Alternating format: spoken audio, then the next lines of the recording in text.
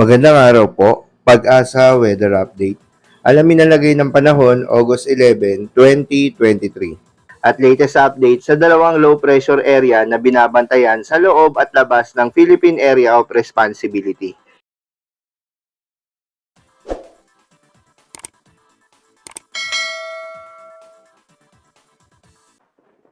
Patuloy po nating minomonitor ang low pressure area sa loob ng Philippine Area of Responsibility over the North Philippine Sea.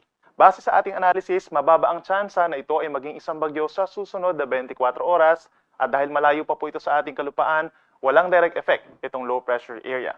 However, yung buntot nito, yung trough na tinatawag, ay siyang nakaka-apekto po dito sa may Batanes and Babuyan Group of Islands.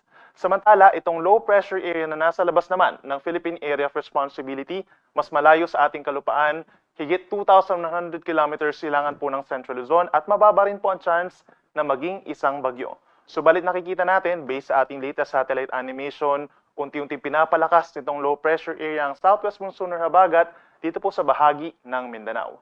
Within the next 24 hours, itong LPA na nasa loob ng PAR almost stationary habang itong low pressure area ay unti-unti aangat.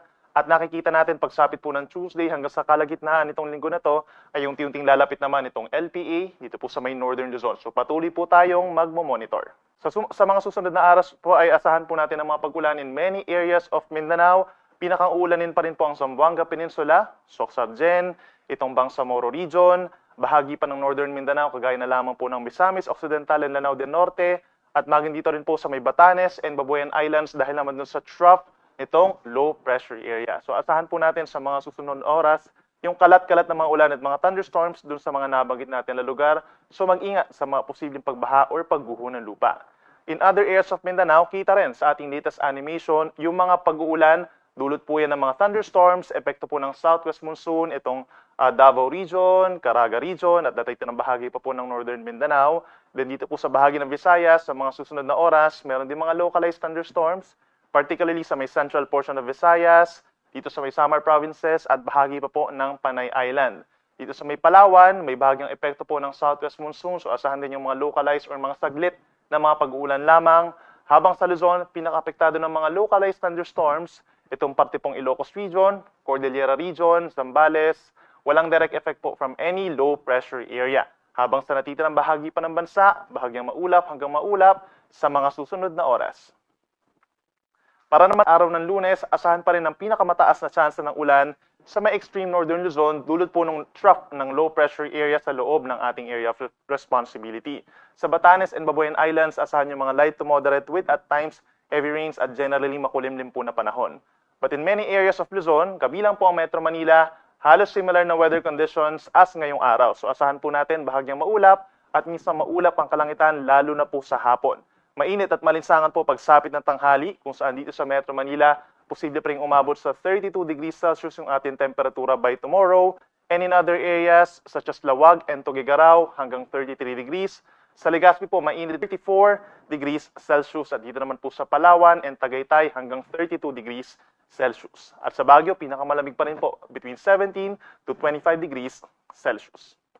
Sa ating mga kababayan dito sa Visayas, asahan din po ang bahagyang maulap at minsan maaraw naman po na umaga, then sa tanghali mainit at malinsangan, lalo na po dito sa Metro Cebu at sa Iloilo hanggang 33 degrees. Mas mainit pa sa may Tacloban hanggang 34 degrees Celsius at possible pa rin yung mga pulupulong ulan or localized thunderstorms lalo na po sa hapon na walang kinalaman sa low pressure area.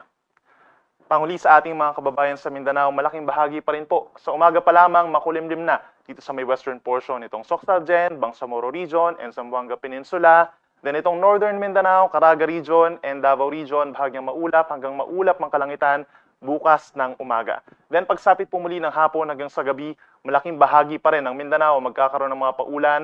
Dulot po yan ng southwest monsoon or habagat. For the next 2 days, asahan po natin na wala naman tayong gale warning or matataas na mga pag-alon dahil generally po ay mahina naman yung habagat. Nasa 2.1 meters or nasa 1.5 palapag ng gusalin taas ng mga pag-alon kapag meron tayong mga thunderstorms na mararanasan sa malaking baybayin po ng ating bansa. And sa susunod pa na 3 araw or hanggang sa Thursday, asahan po yung unti-unting paglakas po ng habagat or southwest monsoon At yung mga nagpapalakas po nitong habagat ay yung dalawang low pressure area na natin din nabanggit. No? Nakikita natin na mananatili pa rin ito sa paligid ng ating bansa sa mga susunod na araw. So for Metro Manila, by tomorrow, by Tuesday po rather, mostly cloudy skies, or asahan po natin mataas ang tsansa ng mga pag-ulan pagsapit po ng hapon hanggang sa gabi. Then pagsapit po ng Miyerkules at Huwebes, asahan na yung makulimlim na panahon. So magdala po ng payong kung lalabas ng bahay during those days. Dahil po yan sa habagat, meron tayong mga light to moderate with at times heavy rains.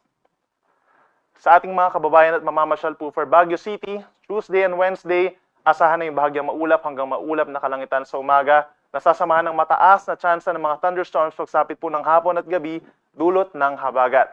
Then mas lalakas po yung habagat pagsapit po ng Thursday in many areas of Cordillera region, so magdala po ng payong kung lalabas ng bahay. Sa ating mga kababayan sa Kabikulan, Tuesday hanggang Thursday, asahan pa rin ang bahagyang maulap hanggang maulap na kalangitan at meron din tsansa po ng mga pulu-pulong ulan or localized thunderstorms na walang kinalaman sa anumang weather disturbance. Sa ating mga kaiksoonan din na for Metro Cebu, Tuesday hanggang Thursday, asahan din po ang generally mainit at malinsangan na panahon. Minsan maaraw po sa umaga, then may tsansa po ng mga localized thunderstorms for the entire Central Visayas, pagsapit po ng hapon hanggang gabi. At panghuli sa atong mga kaiksoonan din na for Metro Davao, sa kalagitnaan po ng linggong ito, asahan din po ang bahagyang maulap hanggang maulap na kalangitan, possible yung hanggang 33 degrees Celsius na maximum temperature, at meron din mga localized thunderstorms na walang kinalaman sa bagyo or LPA.